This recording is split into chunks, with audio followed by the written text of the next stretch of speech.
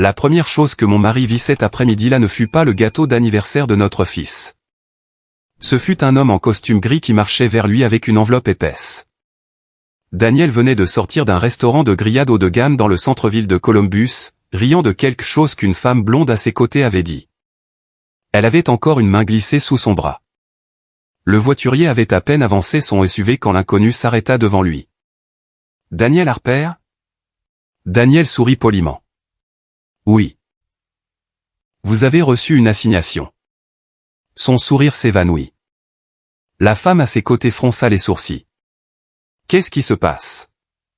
Daniel jeta un coup d'œil au papier, le visage vidé de toute couleur. La demande de divorce avait déjà été approuvée par une procédure sans contestation, après des non-comparutions répétées et des procédures légales en bonne et due forme.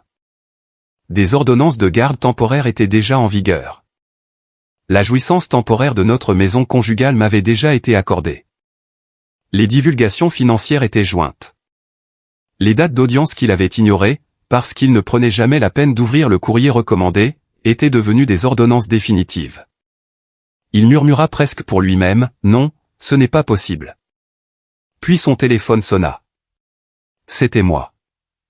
Pour la première fois en près d'une décennie, je ne lui demandais pas où il était. Je lui dis simplement, « Joyeux anniversaire à Ethan. » Puis je raccrochai. 3 heures plus tôt, notre jardin était rempli de ballons. Des guirlandes bleues flottaient le long de la clôture. Les voisins transportaient des chaises pliantes d'un jardin à l'autre.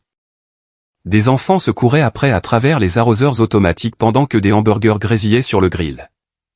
Tout ressemblait exactement à ce qu'Ethan avait imaginé, à une exception près. Toutes les quelques minutes, quelqu'un posait la même question, « Alors, où est Daniel ?» Je souriais du même sourire d'usage que je portais depuis des années. Il ne viendra pas, personne ne réalisait à quel point ces mots étaient à prendre au pied de la lettre. Pas cette fois. Plus jamais. Je m'appelle Claire Harper et, pendant 8 anniversaires consécutifs, j'ai regardé mon mari choisir une autre femme plutôt que notre fils. Pas une fois, pas 2 fois, 8 ans. Pendant longtemps, je me suis persuadé qu'il devait y avoir une explication raisonnable, le travail, les clients, des réunions d'urgence, des conférences de vente. Après tout, Daniel était directeur commercial régional pour une entreprise d'équipement médical. Son travail impliquait des déplacements, des clients exigeants et des horaires imprévisibles. Du moins, c'est ce qu'il nous racontait toujours. Je voulais le croire, car le croire faisait moins mal que d'admettre la vérité. Ethan méritait un père. Je voulais désespérément qu'il en ait un. Quand Ethan a eu 1 an, Daniel est parti au milieu de la fête. « Je suis tellement désolé », a-t-il chuchoté en boutonnant sa veste. L'un de mes plus gros comptes hospitaliers menace de changer de fournisseur. Je dois régler ça. Je l'ai embrassé pour lui dire au revoir et lui ai dit de rouler prudemment. Il a promis qu'il serait de retour avant le gâteau. Il n'est pas revenu. L'année suivante, presque exactement la même chose s'est produite. Autre excuse, même fin. Dès le 3e anniversaire d'Ethan, notre fils avait déjà appris à poser une question qui me brisait le cœur, « Papa revient. Il va essayer, mon chéri. » Quand ? Bientôt ? Le mot « bientôt » est d'ailleurs devenu le mot que je détestais le plus dans la langue anglaise, parce que les enfants y croient. Les adultes savent à quoi s'en tenir. Nous vivions dans un lotissement tranquille à l'extérieur de Columbus, où les voisins se connaissaient vraiment. Les soirées d'été sentaient l'herbe fraîchement coupée. Les enfants roulaient à vélo jusqu'à ce que les lampadaires s'allument. Les familles se saluaient depuis leur porche. C'était le genre de quartier où les fêtes d'anniversaire n'étaient pas des événements privés. Tout le monde venait. Madame Donnelly, d'en face, cuisinait toujours des biscuits supplémentaires. Les Thompson apportaient de la salade de pommes de terre maison. L'entraîneur Ramirez passait après l'entraînement de la petite ligue. Chaque année, il regardait Daniel s'en aller. Chaque année, il faisait poliment semblant de ne rien remarquer. J'appréciais leur gentillesse. Je la détestais aussi. La pitié a le don de faire se sentir tout petit, même le plus fort d'entre nous. Daniel était charmant. C'était une partie du problème. Il se souvenait des anniversaires de mariage des parents de tout le monde. Il pouvait faire rire de parfaits inconnus dans un ascenseur. Il faisait des dons à des œuvres caritatives locales, se portait volontaire lors des collectes de nourriture de son entreprise. Tout le monde le décrivait de la même façon, quel homme formidable. J'étais d'accord, autrefois. Puis j'ai commencé à prêter attention à qui recevait la meilleure version de lui-même. Ce n'était pas nous. À la maison, et était distrait. Toujours à vérifier ses emails, toujours à regarder son téléphone, toujours à dire « donne-moi 5 minutes ». Ces 5 minutes duraient bizarrement des années. Quand Ethan a commencé la maternelle, il a dessiné un portrait de famille pour l'école. Il y avait 3 silhouettes d'allumettes. Moi, lui, et un espace vide. Son enseignante lui a doucement demandé où était son papa. Ethan a répondu sans lever les yeux, il travaille. Lorsqu'elle m'a montré le dessin plus tard, lors des réunions parents-enseignants, j'ai souri poliment jusqu'à ce que j'atteigne ma voiture. Là, j'ai pleuré plus fort que je ne l'avais fait depuis des années. Les enfants ne mentent pas dans leurs dessins. Ils révèlent simplement ce qu'ils ont accepté comme normal. Les anniversaires devinrent douloureusement prévisibles. Daniel aidait à suspendre les décorations, riait avec les voisins, retournait les hamburgers, prenait des photos. Puis, vers 14 heures, son téléphone sonnait. Chaque année, il jetait un coup d'œil à l'écran. Toute son expression changeait. « Je suis désolé. Je dois y aller. Je me rattraperai auprès de lui. Je le promets. » Les promesses devinrent un bruit de fond. À l'âge de 7 ans, Ethan cessa de demander si son père reviendrait avant le gâteau. Au lieu de cela, il demanda doucement « Est-ce qu'on doit attendre ?» Je regardais mon fils debout à côté d'un gâteau d'anniversaire de super-héros, un couteau en plastique à la main. « Non, dis-je doucement. Nous ne devrions pas attendre. » Nous chantâmes à nouveau sans Daniel. Ce soir-là, Ethan s'assit à côté de moi sur le porche.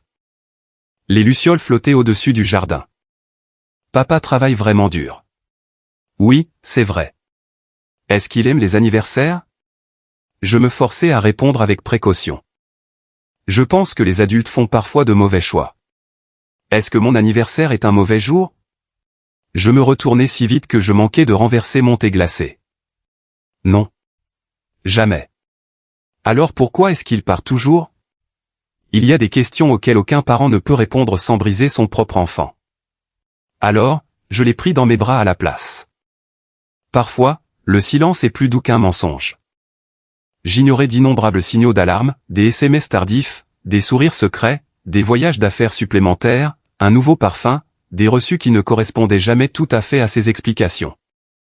Chaque fois que je remettais quelque chose en question, Daniel avait une réponse prête, « Tu ne me fais pas confiance? Je n'arrive pas à croire que tu penses cela de moi. Tu t'imagines des choses. » Finalement, je finissais par douter de moi-même. Peut-être que j'étais anxieuse. Peut-être que le mariage devenait simplement une routine après tant d'années. Peut-être que tous les couples traversaient des périodes comme celle-ci. Le déni est étonnamment confortable jusqu'à ce que la réalité refuse de rester cachée. Tout a changé 3 semaines après le 8e anniversaire d'Ethan. Daniel était parti comme d'habitude. Il est rentré près de minuit, portant une boîte de pâtisserie coûteuse. J'ai pris ça pour demain. J'ai hoché la tête. Après qu'il eut pris sa douche, j'ai nettoyé la cuisine. La boîte de pâtisserie s'est accidentellement renversée. À l'intérieur se trouvait un reçu. Le gâteau n'était pas pour nous. Autre message, autre nom, joyeux jour spécial, M, le reçu incluait un tampon de validation de restaurant, Linden & Oak Steakhouse. Je l'ai fixé du regard. Quelque chose me semblait familier. Le lendemain matin, en équilibrant notre carnet de chèques avec de vieux reçus, j'ai trouvé un autre ticket de restaurant. Même endroit, 1 an plus tôt, même date. Un autre datant d'il y a 2 ans, même restaurant, même anniversaire, même soirée. Daniel prétendait qu'il préservait une relation client importante. 3 reçus sont devenus 4, puis fâcheusement 5. Mes mains ont commencé à trembler. À chaque anniversaire, exactement le même restaurant, exactement la même heure, exactement la même disparition. Ce n'était pas le travail. Le travail ne réserve pas la même table romantique en angle chaque année. Quelqu'un d'autre le faisait. Je me suis assise seule dans ma cuisine avec 8 ans de souvenirs s'écrasant dans une prise de conscience terrifiante. Quelqu'un célébrait quelque chose chaque année le jour de l'anniversaire de mon fils. Et au fond de moi, Avant même de trouver une seule photo ou d'apprendre un seul nom, je savais déjà que mon mariage partageait cette date avec une autre femme. Je ne me suis pas confronté à Daniel. Cela m'a surprise moi-même. Des années plus tôt, j'aurais probablement jeté le reçu sur la table de la cuisine et exigé des explications. J'aurais pleuré, crié et l'aurais supplié de me dire la vérité. Mais quelque chose avait changé le soir où j'avais trouvé ces reçus. Ce n'était pas que je l'aimais moins. C'était que je faisais plus confiance à mes instincts. S'il y avait une explication, les faits la révéleraient. S'il n'y en avait pas, aucune dispute au monde ne pourrait nous sauver. Le lendemain matin, Daniel m'embrassa sur le front avant de partir au travail. Je serai à la maison tôt ce soir. Je souris. Roule prudemment. Il me sourit en retour, sans le moindre soupçon de culpabilité. Le voir partir me parut irréel. L'homme avec qui j'avais partagé près de 12 ans de mariage semblait exactement le même. Même chemise bleue repassée, même mallette en cuir, même alliance. Pourtant, je réalisai soudain que je n'avais aucune idée d'où il allait réellement. Après que son SUV eut disparu au coin de la rue, je retournai à l'intérieur et étalai tous les reçus que j'avais trouvés sur la table de la salle à manger. Les modèles. Les gens mentaient souvent. Les schémas ne mentaient presque jamais. Ce week-end-là, je téléchargeai tous les relevés de cartes de crédit auxquels je pouvais légalement accéder. À première vue, tout semblait ordinaire. Des stations-service, des épiceries, des magasins de bricolage, des restaurants avec des collègues, des frais d'hôtel liés à des conférences. Puis je commençai à surligner les anniversaires. Le premier d'Ethan, le deuxième, le troisième. Chaque anniversaire affichait un dîner coûteux.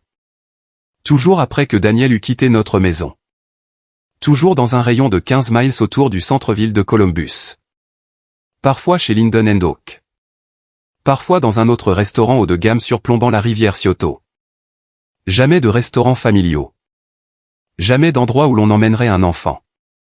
Je fis un carnet. Date, heure, restaurant, montant. Chaque page semblait presque identique. Celui ou celle qu'il rencontrait appréciait manifestement les traditions. Daniel aussi, mais pas celle qui appartenait à notre famille. Au cours des semaines suivantes, je remarquai autre chose. Des fleurs.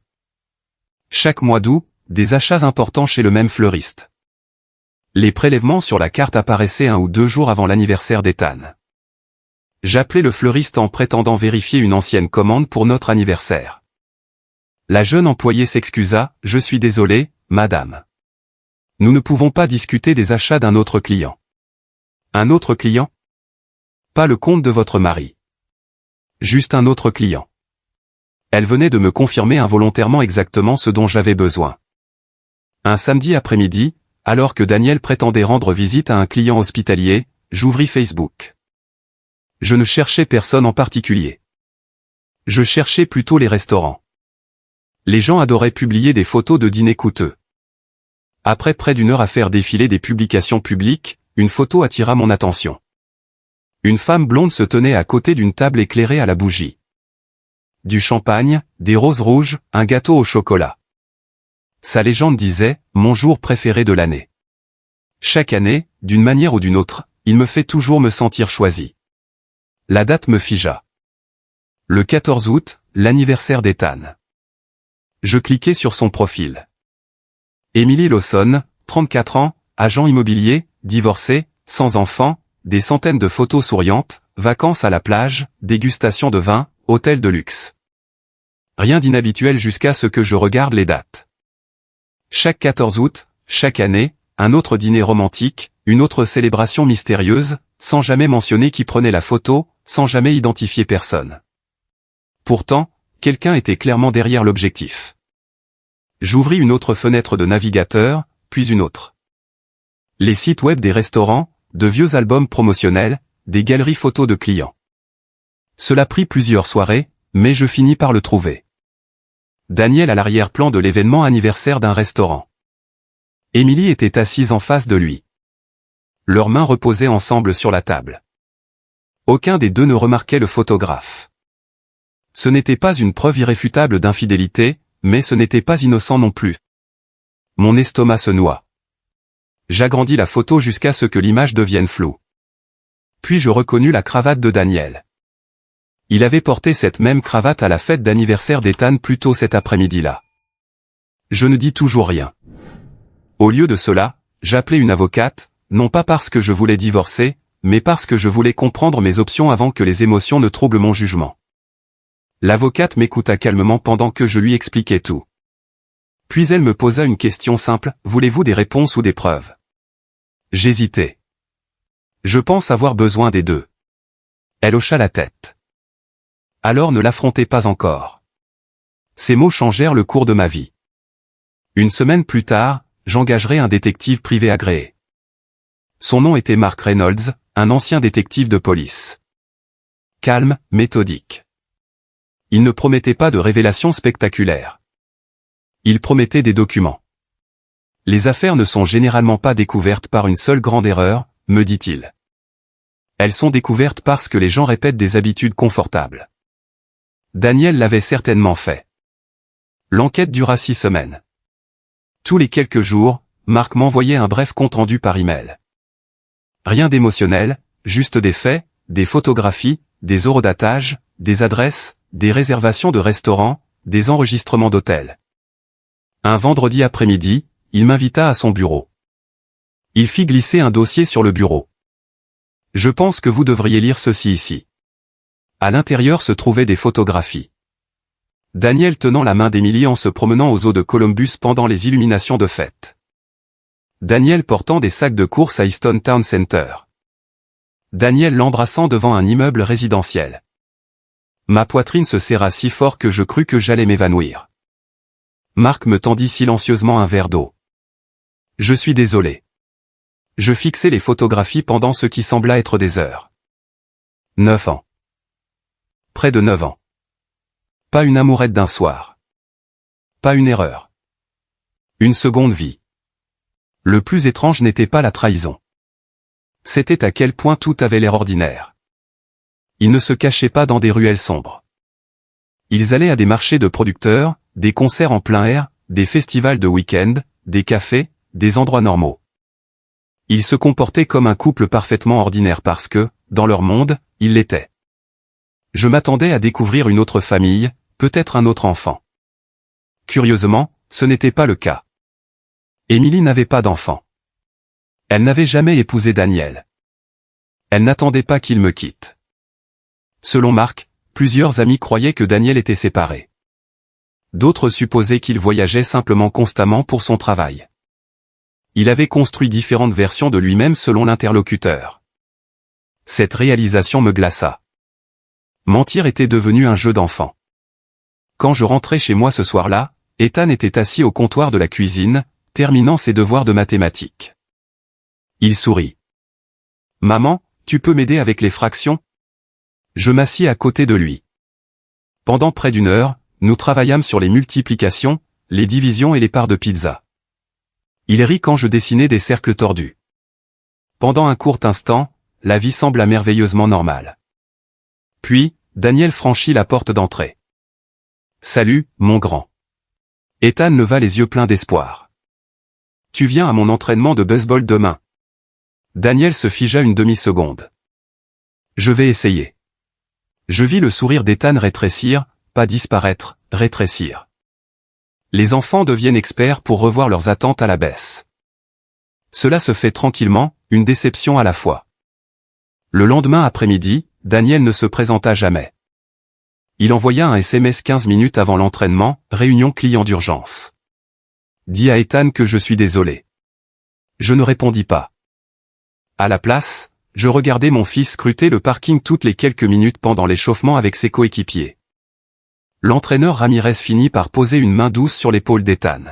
« Prêt à jouer, champion ?» Ethan hocha la tête, mais ses yeux continuaient de dériver vers l'entrée. Ce soir-là, il s'assit à côté de moi sur les marches arrière. Les cigales bourdonnaient dans les arbres. Aucun de nous ne parla pendant plusieurs minutes. Finalement, il posa la question que je redoutais tant. « Maman. »« Oui, mon chéri. » Si papa m'aime, sa voix se brisa. « Pourquoi suis-je toujours le deuxième ?» Je ne pus répondre immédiatement. Car pour la première fois, je connaissais la vérité. Daniel ne manquait pas les anniversaires à cause du travail. Il ne manquait pas les matchs à cause d'urgence. Il ne manquait pas la vie de notre fils parce qu'il n'avait pas le choix. Il faisait un choix, encore et encore et encore. J'enveloppai l'épaule d'Ethan de mon bras. Il s'appuya contre moi sans un mot de plus. Alors que le soleil disparaissait derrière les toits, je fis silencieusement une promesse que j'aurais dû faire des années plus tôt. J'arrêterai de protéger l'homme qui continuait de blesser mon fils. À partir de ce moment, je ne protégerai plus que mon fils. Le matin après qu'Ethan m'eût demandé pourquoi il était toujours le deuxième, j'arrêtai de penser comme une épouse. Je commençais à penser comme une mère. Cette distinction changea tout. Pendant des années, chaque décision que je prenais tournait autour du sauvetage de mon mariage. J'excusais le comportement de Daniel parce que je croyais que les enfants avaient besoin de leurs deux parents sous le même toit. Mais ce dont Ethan avait besoin, ce n'était pas de deux adultes partageant une maison. Il avait besoin d'au moins un adulte en qui il pouvait avoir confiance. J'avais bien l'intention d'être cette personne. J'appelai mon avocate avant même que Daniel ne parte au travail. Elle s'appelait Suzanne Whitmore. Et après près de 30 ans de pratique du droit de la famille dans l'Ohio, très peu de choses la surprenaient encore. Elle m'écouta patiemment décrire la question d'Ethan de la veille. Quand j'eus fini, il y eut un silence. Puis elle dit quelque chose que je n'ai jamais oublié, « Claire, les tribunaux n'attendent pas des parents parfaits. Je sais qu'ils attendent des parents qui répondent présents de manière constante. » Ces mots s'ancrèrent profondément en moi. Je ne me préparais pas à punir Daniel. Je me préparais à protéger Ethan. Il y avait une différence très importante. Suzanne me demanda de commencer à tout documenter. Pas de manière émotionnelle, mais factuelle. Pensez comme un calendrier, dit-elle. Des dates, des heures, des événements, pas d'opinion. J'achetai donc un simple carnet noir. La première page portait le titre de « Journal de bord ». Chaque entraînement de baseball manqué, chaque week-end, chaque événement scolaire oublié, chaque SMS disant « en retard », chaque message vocal promettant « je me rattraperai ». Je n'exagérais pas. Je n'aimais pas ajouter de commentaires dramatiques. Je notais simplement ce qui s'était passé. La vérité n'avait pas besoin d'être embellie. Elle était déjà assez déchirante. Bientôt, le carnet se remplit plus vite que prévu. Septembre, Daniel manqua la journée portes ouvertes d'Ethan en raison d'un dîner client avec nuitée. Octobre, il promit de sculpter des citrouilles avec nous, mais annula 2 heures avant. Novembre, il manqua la réunion parents-enseignants. Décembre, il arriva au milieu du concert de Noël de l'école primaire d'Ethan. À ce moment-là, la chorale des enfants avait déjà terminé la chanson qu'Ethan avait répétée pendant près de 2 mois. Ce soir-là, Ethan plia soigneusement sa veste de corail rouge et la replaça dans sa housse. « J'ai cherché papa pendant la première chanson, dit-il doucement. Je suis désolé, mon grand. C'est pas grave. Non, ce n'était pas grave. Les enfants ne devraient jamais devenir des experts pour faire semblant que la déception ne fait pas mal. » La semaine suivante, Suzanne me demanda de rassembler les dossiers scolaires, l'assiduité, les bulletins scolaires, les formulaires de contact d'urgence, les emails des enseignants. En triant des années de paperasse, un autre schéma apparut. Chaque contact d'urgence me listait en premier, Daniel en second. Pourtant, presque tous les enseignants communiquaient exclusivement avec moi. Non pas parce qu'ils n'aimaient pas Daniel, mais parce que l'expérience leur avait appris que je répondrais. J'assistais à chaque réunion, chaque collecte de fonds, chaque foire scientifique, chaque soirée de lecture. Personne ne l'avait intentionnellement exclu. Il s'était tranquillement exclu lui-même. Pendant ce temps, Daniel continuait sa vie exactement comme il l'avait toujours fait. Si tant est, il semblait plus détendu que jamais. Peut-être parce que j'avais arrêté de poser des questions. Il prenait mon silence pour de l'acceptation. Un vendredi soir, il entra dans la cuisine en souriant. « J'ai une excellente nouvelle. »« Qu'est-ce que c'est ?»« J'ai réservé des vacances en famille pour le printemps prochain. » Ethan leva les yeux de la table. « Vraiment ? Tu parles, mon grand. Tu viendras tout le temps ?» Daniel rit. « Bien sûr. » Ethan sourit. Je souris aussi. Non pas parce que je le croyais, mais parce que je savais exactement combien de promesses remplissaient déjà mon carnet. Le printemps n'est jamais venu pour ses vacances. 3 semaines avant notre départ prévu, Daniel annula. L'un de nos plus gros comptes a déplacé la réunion. Ethan se tenait dans le couloir, tenant une brochure du complexe hôtelier. Il ne pleura pas. Il la plia simplement en deux, puis encore en deux. Finalement, il la glissa dans la poubelle de la cuisine. Je compris que cette unique réaction faisait plus de mal que des larmes ne le pourraient jamais. L'espoir était devenu trop cher pour lui. Suzanne m'encouragea également à renforcer ma propre situation financière, non pas en secret, mais légalement. Je renouvelai ma licence d'enseignement après des années de remplacement et acceptai un poste à temps plein d'enseignante de CM1 dans une école primaire voisine. Ce revenu régulier n'était pas prestigieux, mais il était fiable. J'augmentai mes cotisations de retraite, ouvris un compte d'épargne individuel, révisai notre budget domestique. Rien de tout cela ne ressemblait à une vengeance. Cela ressemblait à apprendre à tenir sur mes propres jambes. Pendant trop longtemps, j'avais confondu dépendance et sécurité. Ce n'était pas la même chose. Un samedi après-midi, ma jeune sœur, Megan, vint m'aider à organiser de vieux cartons au sous-sol. Elle remarqua les dossiers étalés sur le sol. « Tu as été occupé. » Je hochai la tête. « Je prête enfin attention aux choses. » Elle s'assit à côté de moi. « Je voulais te le dire il y a des années. » Je la regardai. « Quoi ? » J'ai toujours pensé que quelque chose clochait. Tu savais que je soupçonnais quelque chose. Pourquoi n'as-tu rien dit ? Elle soupira. Parce que chaque fois que quelqu'un y faisait allusion, tu le défendais. Elle ne m'accusait pas. Elle disait la vérité. Je me souvenais de toutes les fois où des amis m'avaient poliment demandé si Daniel ne voyageait pas trop. Tous les moments où j'avais ri en insistant sur le fait que son travail était exigeant. L'amour a une étrange façon de réécrire la réalité. Parfois, nous devenons les co-auteurs de notre propre déni. Le détective privé continuait d'envoyer des rapports occasionnels. Plus rien ne me surprenait. Des réservations de dîner, des voyages de week-end, un concert à Cincinnati, un festival du vin près de Cleveland. Daniel et Emily semblaient bien ensemble. Ils semblaient installés dans une routine. Il n'y avait aucun frisson du secret dans les photographies, seulement de l'habitude. Curieusement, cela rendait la trahison encore plus profonde. Il n'avait pas glissé dans une autre relation. Il en avait entretenu une, année après année. Un soir, Daniel entra dans le salon pendant qu'Ethan et moi construisions une maquette de fusée pour un projet scolaire.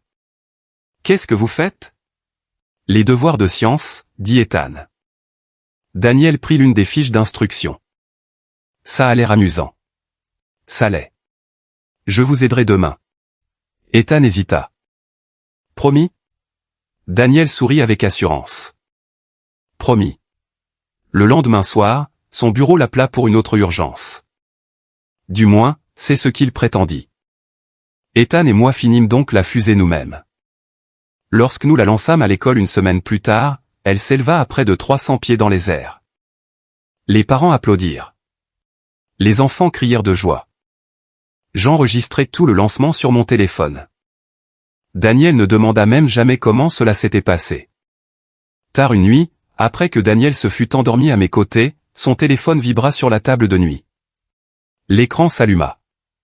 Un message apparut, « J'ai hâte de fêter à nouveau notre jour spécial, je compte les semaines. » Il n'y avait pas de nom, juste un emoji cœur. Je ne pris pas le téléphone. Je n'en avais pas besoin. Je savais déjà qui l'avait envoyé. À la place, je regardais l'homme qui dormait paisiblement à côté de moi. Pendant des années, je l'avais supplié de nous choisir. À présent, je réalisais quelque chose de libérateur, je ne pouvais pas forcer quelqu'un à devenir le mari ou le père qu'il refusait d'être, mais je pouvais décider combien de temps encore Ethan et moi vivrions dans l'ombre de ses choix. Le carnet sur ma commode devenait de plus en plus épais. Les preuves devenaient impossibles à ignorer. Et pour la première fois depuis des années, je n'avais plus peur de ce qui allait suivre, car je ne me préparais pas à un combat. Je me préparais à un avenir construit non pas sur des promesses, mais sur des actes concrets. Quelques jours plus tard, alors qu'Ethan et moi mangions une pizza après l'un de ces matchs de baseball, mon téléphone vibra. C'était un autre message de Daniel, « Désolé, autre urgence. Dis à Ethan que je serai là pour le prochain. » Je regardais de l'autre côté de la table. Maïson rit, de la sauce sur le menton, après m'avoir raconté une blague sur son entraîneur. Il n'avait même pas demandé où était son père. Je reglissai le téléphone dans mon sac sans répondre. Puis je souris, non pas parce que j'étais heureuse, mais parce que pour la première fois en près de 9 ans, j'avais arrêté de croire aux mensonges. Et une fois que vous arrêtez de croire à un mensonge, il perd le pouvoir de contrôler votre vie. Lorsque le 9e anniversaire d'Ethan arriva, je n'attendais pas que Daniel nous déçoive. J'attendais qu'il soit exactement celui qu'il avait toujours été. Ce n'était pas de l'amertume. C'était de la préparation. Il y a une paix tranquille qui vient du fait d'accepter la réalité plutôt que de lutter contre elle. Pendant des années, je m'étais épuisé à essayer de convaincre Daniel de devenir le père que notre fils méritait. À présent, j'acceptais simplement qu'il ne le ferait pas. Et parce que je l'acceptais, je pouvais enfin prendre des décisions basées sur des faits plutôt que sur des espoirs. 3 semaines avant la fête, je rencontrai Suzanne Whitmore dans son bureau. Elle ferma le dossier devant elle et croisa les mains. « Claire, es-tu absolument certaine ?» Je hochai la tête. Je n'ai jamais été aussi certaine de quoi que ce soit. Elle me regarda un long moment. « Ce n'est plus à propos de sa liaison, n'est-ce pas ?»« Non, c'est pour Ethan. »« Oui. » Elle sourit tristement. Au cours des mois précédents, nous avions rassemblé tout ce dont nous avions besoin, dossiers scolaires, photographies, déclarations de témoins, mon journal de bord, documents financiers, rapports du détective privé, relevés téléphoniques, reçus de courriers recommandés. Chaque pièce s'emboîtait comme un puzzle qui avait pris des années à compléter. Suzanne ne cherchait pas à humilier Daniel. Moi non plus. Le tribunal de la famille n'était pas une scène de vengeance. C'était un endroit où les juges s'efforçaient de déterminer quel arrangement servait le mieux l'intérêt de l'enfant. C'était devenu notre unique objectif. Pendant ce temps, Daniel était occupé à faire des promesses. Il entra dans la cuisine un soir en tenant un catalogue de pâtisserie. Quel genre de gâteau Ethan veut-il cette année? Je levai les yeux de mes corrections de copie. Tu devrais lui demander. Il appela dans le salon, champion. Ethan arriva en courant. Quel parfum? Chocolat. C'est noté. Je vais le chercher moi-même. Ethan eut un grand sourire. Tu seras vraiment là. Daniel rit. Je ne manquerai ça pour rien au monde. Je vis le visage d'Ethan s'illuminer. Puis je détournai calmement le regard. Je ne pouvais plus tolérer d'emprunter de l'espoir à des promesses que l'histoire avait déjà démenties. Nous préparâmes la plus grande fête d'anniversaire qu'Ethan ait jamais eue. Les voisins se portèrent volontaires pour aider. L'entraîneur Ramirez apporta une cage de frappe portable. Madame Donnelly cuisina 3 douzaines de biscuits. Ma sœur Megan organisa des jeux pour les plus jeunes.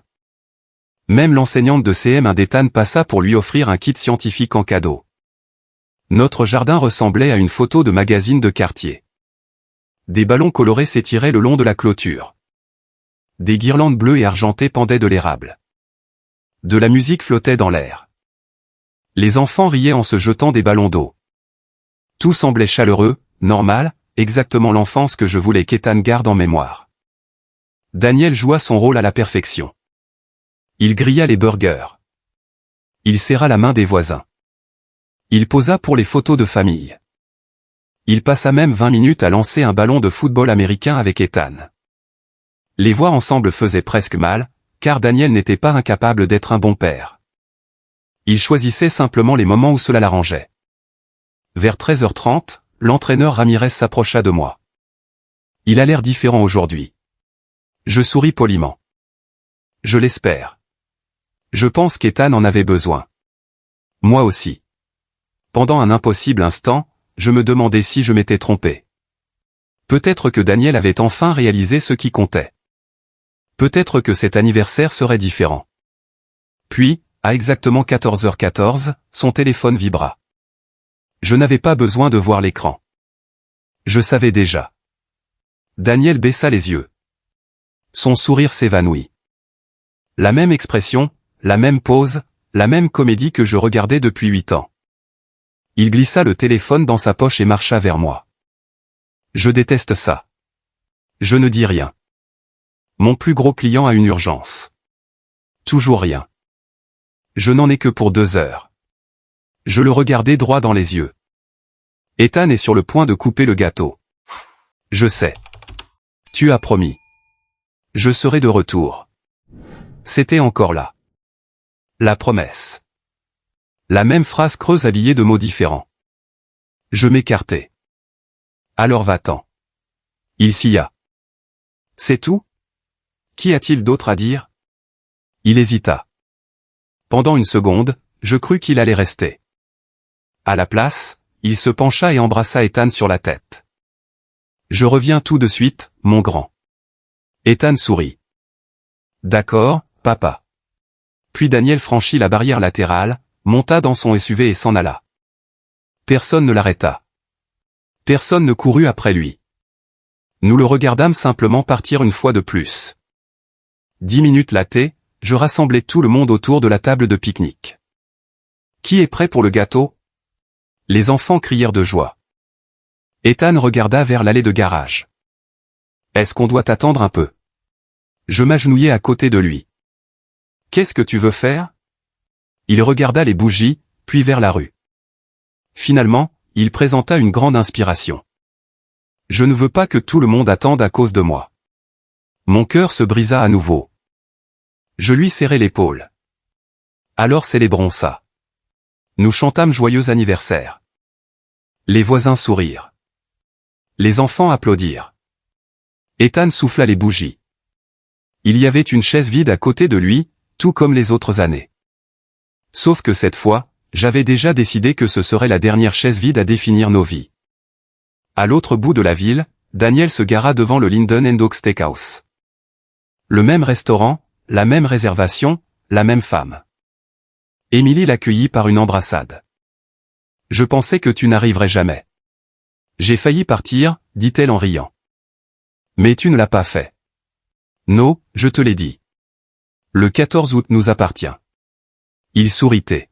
« Alors, qu'est-ce qu'on fête cette année ?»« La même chose que chaque année. » Aucun d'eux ne réalisait que pendant qu'ils commandaient du champagne, le reste de la vie de Daniel était en train de basculer silencieusement. À 15h05 précise, Suzanne m'appela. C'est fait. Je sortis sur le porche arrière. Vous l'avez trouvé. Il a été assigné en main propre à sa sortie du restaurant. Je fermai les yeux. Comment a-t-il réagi? Choqué, j'imagine. Les ordonnances temporaires sont déjà déposées. Les protections financières sont en place. L'audience pour la garde est planifiée. Il ne peut liquider aucun bien conjugal sans l'approbation du tribunal. Je pris une inspiration lente. Et la maison? Vous en avez la jouissance exclusive temporaire à compter d'aujourd'hui. Tout avait été géré légalement, méticuleusement. Des semaines de planification avaient permis de s'assurer que chaque document soit déposé dans le bon ordre. Il n'y eut pas de confrontation dramatique, pas de scène de cris, seulement de la paperasse. Parfois, la justice arrive sans bruit. Vers 18h ce soir-là, les invités commencèrent à rentrer chez eux. Megan m'aidait à empiler les chaises pliantes. L'entraîneur Ramirez chargea les glacières dans son camion. Madame Donnelly serra Ethan dans ses bras avant de partir. C'était une belle fête, convins-je. Une fois le jardin vidé, Ethan transporta ses cadeaux à l'intérieur. Maman. Oui, mon chéri. Tu penses que papa est resté coincé au travail? Je regardais mon fils. Je refusais de mentir plus longtemps. Je pense que ton papa a fait un choix aujourd'hui. Il étudia mon visage. Puis il hocha lentement la tête. Je le pense aussi. Ces mots sonnaient bien plus vieux que 9 ans. Juste après le coucher du soleil, mon téléphone sonna. Daniel, répondis-je. Qu'est-ce qui se passe bordel, cria-t-il. Je restai calme. Tu as été assigné. Tu as planifié ça. J'ai planifié d'arrêter de laisser Ethan croire à des promesses brisées. Tu as changé les verrous. Le tribunal m'a accordé la jouissance temporaire de la maison. Tu n'as pas le droit de faire ça. Ce n'est pas moi qui l'ai fait. C'est le tribunal. Il y eut un silence pour la première fois depuis que je le connaissais. Daniel n'avait pas d'explication, pas d'excuses, pas de réunion client, pas d'urgence, juste des conséquences. Quelques minutes plus tard, les images de la caméra de sécurité montrèrent son SUV entrer dans notre allée. Il marcha vers la porte d'entrée en portant le même sac de voyage qu'il emportait toujours pour ses mystérieux déplacements. Sa clé ne fonctionnait plus. Il resta là à fixer la serrure. Puis il remarqua l'enveloppe scotchée proprement à côté de la porte. À l'intérieur se trouvait une copie certifiée de l'ordonnance du tribunal. Il la lut une fois, puis une seconde fois, ses épaules s'affaissant lentement. La maison n'était pas vide parce que j'étais parti. Elle était vide parce qu'après 9 ans à choisir un autre endroit, il était enfin rentré pour découvrir qu'il n'y avait plus de foyer qui l'attendait. Les gens s'imaginent le divorce comme un moment explosif, une dispute hurlante, une porte claquée, quelqu'un jetant de la vaisselle à travers la cuisine. Ce ne fut pas notre histoire. Notre histoire s'est déroulée dans des salles de conférence, des cabinets d'avocats et des salles d'audience où l'on parlait doucement, même quand la vérité était dévastatrice. Le plus bruyant dans ces pièces n'était la voix de personne. C'était le poids des années qui ne pouvait plus être ignoré. Daniel passa les premières semaines après avoir été assigné à essayer de convaincre tout le monde que j'avais surréagi. Il appela, envoya des SMS, laissa des messages vocaux, « Claire, on peut arranger ça. Tu détruis notre famille. Pense à Ethan. » Ce dernier message faillit me faire rire. Non pas parce que c'était drôle, mais parce que pour la première fois dans ma vie, je pensais réellement à Ethan. Chaque décision que j'avais prise était pour lui, non pas contre Daniel, mais pour notre fils. Je ne répondais que par l'intermédiaire de mon avocate, non pas par cruauté, mais parce que chaque conversation était soudain devenue partie intégrante d'une procédure judiciaire. Les émotions pouvaient attendre. Pas les faits. Daniel engagea un avocat spécialisé et expérimenté. Il s'appelait Richard Collins. D'après ce que Suzanne m'avait dit, Richard était respecté, pragmatique et honnête avec ses clients. Lors d'une conférence de règlement amiable, Richard demanda une discussion privée avec Suzanne avant de reprendre les négociations. Plus tard cet après-midi-là, Suzanne m'appela. « Vous allez apprécier ceci. » Que s'est-il passé? Richard a demandé si nous serions disposés à régler l'affaire à l'amiable sans présenter de preuves concernant la liaison. Je restai silencieuse un moment. « Qu'avez-vous dit ?» Je lui ai dit que la liaison n'était pas le cœur de notre dossier. Elle ne l'a jamais été. Je sais. Elle fit une pause. Il a eu l'air surpris. La plupart des gens supposaient que l'infidélité serait la base de notre argumentation. Ce n'était pas le cas. Les tribunaux de la famille de l'Ohio ne punissent pas automatiquement quelqu'un pour avoir eu une liaison. Suzanne me l'avait expliqué des mois plus tôt. La question devant le tribunal n'était pas de savoir si Daniel avait aimé une autre femme. C'était de savoir s'il avait constamment agi dans le meilleur intérêt d'Ethan.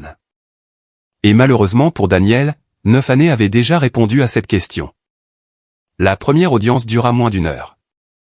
Le juge examina les arrangements de garde temporaire et demanda aux 2 avocats si des preuves supplémentaires seraient présentées. Suzanne se leva. « Oui, votre honneur. » Elle présenta des calendriers, des fiches d'assiduité, des rendez-vous médicaux, des documents scolaires, mon journal de bord, des photographies, des messages textes. Chaque élément pris individuellement semblait ordinaire. Ensemble, ils racontaient une histoire déchirante. Un père qui était progressivement devenu un visiteur dans la vie de son propre fils. Daniel était assis à la table d'en face, les yeux fixés sur les documents. Je me demandais s'il les découvrait pour la première fois ou s'il les regardait enfin avec honnêteté pour la première fois. Plusieurs semaines plus tard eut lieu l'audience pour la garde. Contrairement aux tribunaux de télévision, il n'y avait pas d'objection dramatique toutes les quelques minutes, pas de témoins surprises franchissant les portes, juste des questions posées avec patience et des réponses attentives. Suzanne appela l'entraîneur Ramirez en premier. Il ajusta sa cravate avant de monter à la barre. « Depuis combien de temps connaissez-vous la famille Harper ?» Environ 5 ans.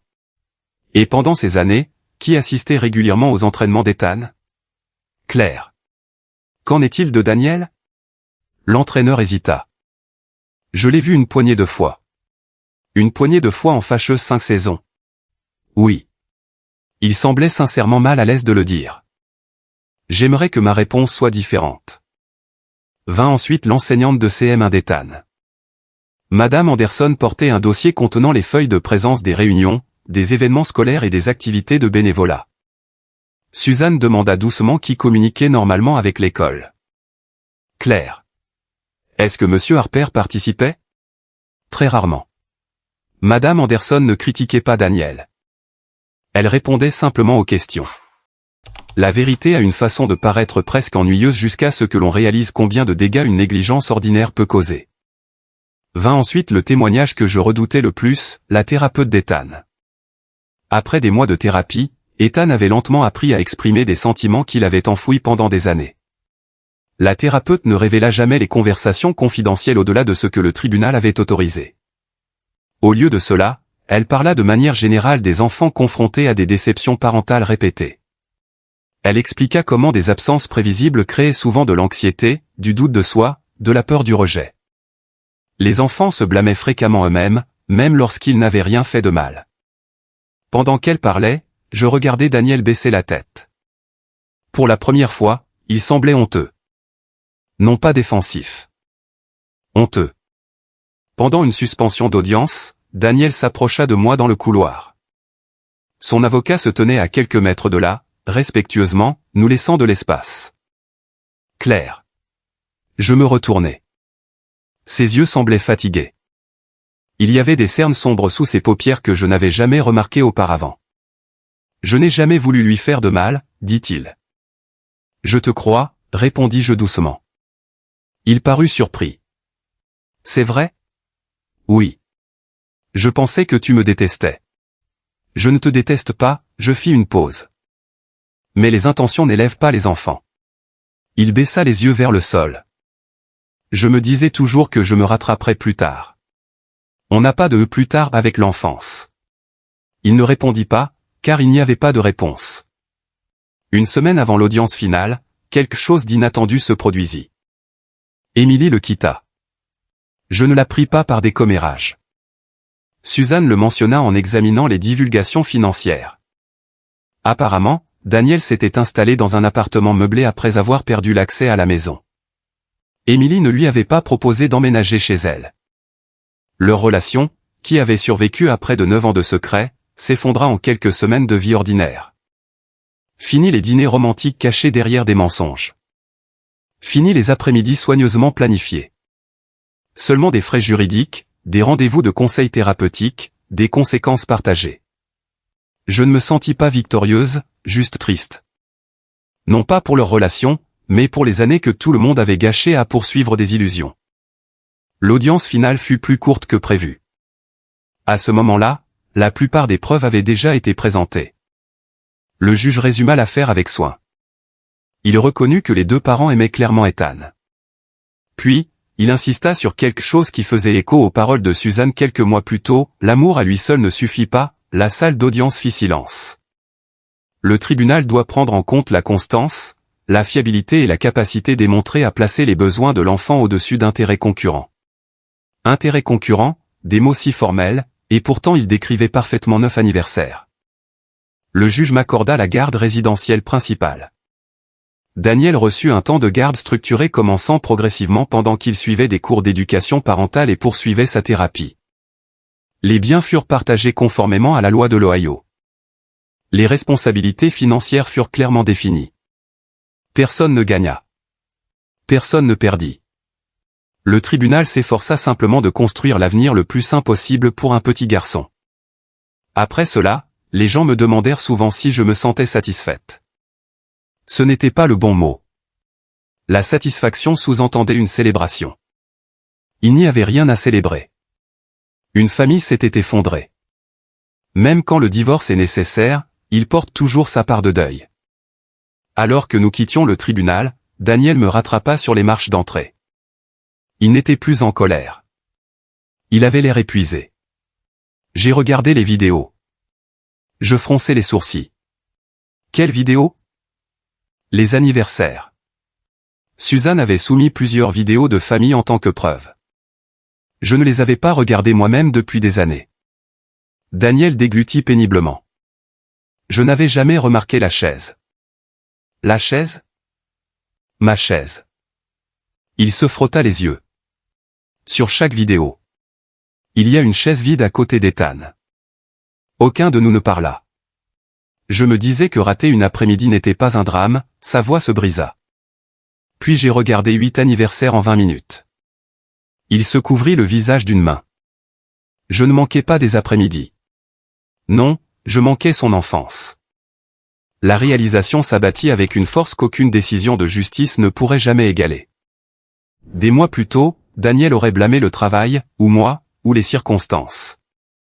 À présent, il ne s'en prenait qu'à lui-même. C'était douloureux à voir. Émouvante, mais c'était aussi la première chose honnête que je voyais chez lui depuis des années. Alors qu'il se tenait là, sur les marches du palais de justice, les épaules courbées sous le poids de ses propres choix, je compris une chose importante. Le juge ne lui avait pas retiré sa famille. Ses propres priorités l'avaient fait. Le tribunal avait simplement consigné ce que ses actes disaient déjà depuis près d'une décennie. Le divorce devint définitif au début du printemps.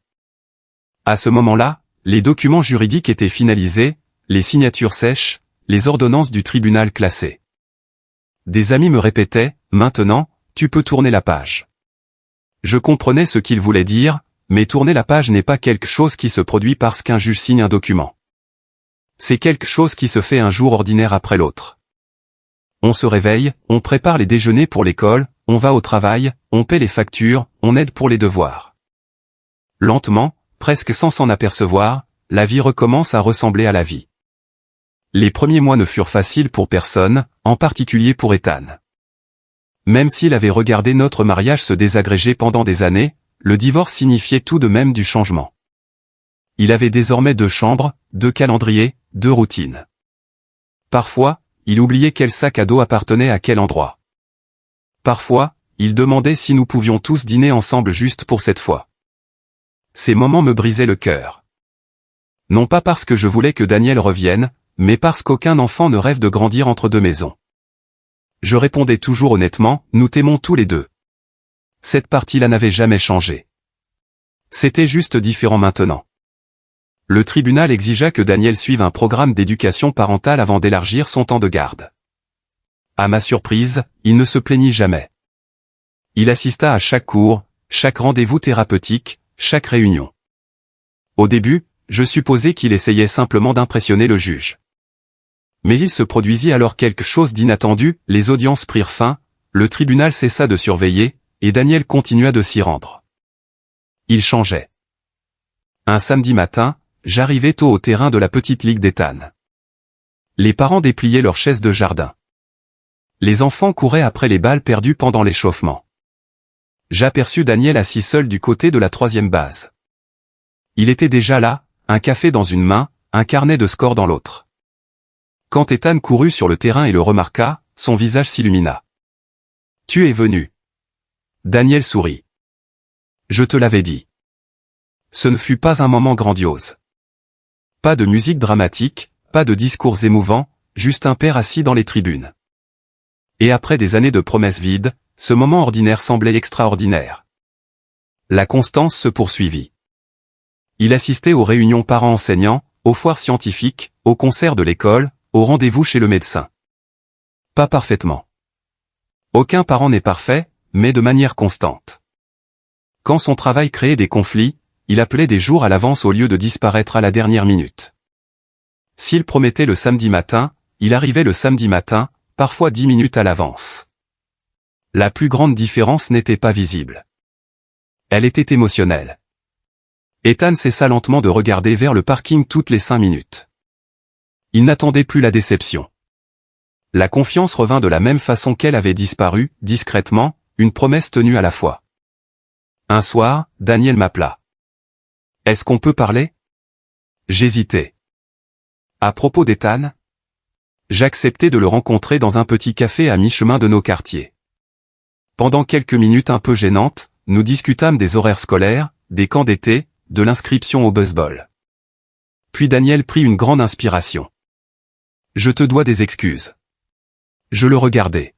« Tu n'es pas obligé. »« Si. » Il croisa les mains. « J'ai déjà présenté des excuses par le passé. »« Oui. » Au moins, je m'excusais toujours parce que je voulais obtenir quelque chose. Et regarda par la fenêtre. Je voulais le pardon. Je restai silencieux cette fois. « Je n'attends rien, dit-il avec un sourire triste. J'ai juste besoin que tu saches que je comprends enfin ce que j'ai fait. Je pouvais le voir sur son visage. Pas de la culpabilité, de la responsabilité. Il y a une différence. La culpabilité dit « je me sens mal ». La responsabilité dit « c'est moi qui ai causé cela ». Je ne peux pas rendre ces années à Ethan, continua-t-il. Je sais que je ne peux pas te rendre le mariage que j'ai négligé. Non. Mais je peux arrêter de gâcher les années qu'il me reste avec lui. Pour la première fois depuis longtemps, je le crus. Non pas à cause de ses paroles, mais parce que ses actes disaient la même chose depuis des mois. Alors que l'été laissait la place à l'automne, la coparentalité devint moins difficile. Nous apprîmes à communiquer sans rouvrir de vieilles blessures. Les emails de l'école, les calendriers partagés, la planification des anniversaires, les programmes de vacances. Nos conversations devinrent pratiques plutôt que douloureuses. Les gens nous demandaient parfois si nous étions redevenus amis. La réponse était non. L'amitié n'était pas l'objectif. C'était le respect, et le respect s'avéra bien plus précieux. Puis le mois d'août arriva, le 10e anniversaire d'Ethan. Pendant des semaines, je me surpris à me sentir nerveuse. Les vieilles habitudes ont la vie dure. Une partie de moi s'attendait encore à ce qu'un téléphone sonne. Une urgence de dernière minute. Une autre chaise vide. Même après tout ce qui avait changé, la peur murmurait que l'histoire se répéterait. Le matin de la fête, je me réveillai avant le lever du soleil. À 8 heures, quelqu'un frappa à la porte d'entrée. C'était Daniel. Il portait 2 sacs remplis de ballons et d'assiettes en carton. Je me suis dit que je pourrais aider à installer. Je m'écartai. Entre. Pendant les 3 heures suivantes, nous travaillâmes comme 2 parents préparant la plus belle journée de leur fils. Pas de tension, pas de faux semblants, juste de la coopération. Daniel grimpa aux échelles pour suspendre les guirlandes. Il fit griller les hamburgers. Il disposa les chaises. Quand Ethan descendit et vit que tout était prêt, ses yeux s'agrandirent. « Vous avez travaillé tous les deux toute la matinée. » Daniel eut un grand sourire. « Nous avons un client important aujourd'hui. » Ethan rit. « Qui ça ? » « Moi. » Le jardin se remplit de visages familiers. Madame Donnelly serra Ethan dans ses bras. L'entraîneur Ramirez défia les enfants à un match de baseball de salon. Megan distribua des glaces. L'après-midi se déroula exactement comme les anniversaires doivent se dérouler, simple, joyeux, un peu désordonné. Puis 14 heures arriva. Sans y penser, je regardai vers Daniel. Ethan fit de même. Daniel le remarqua. Il sourit, glissa la main dans sa poche, sortit son téléphone, l'éteignit complètement, puis le plaça dans le tiroir de la cuisine. Je ne suis pas joignable aujourd'hui. Personne n'applaudit. Personne ne dit un mot.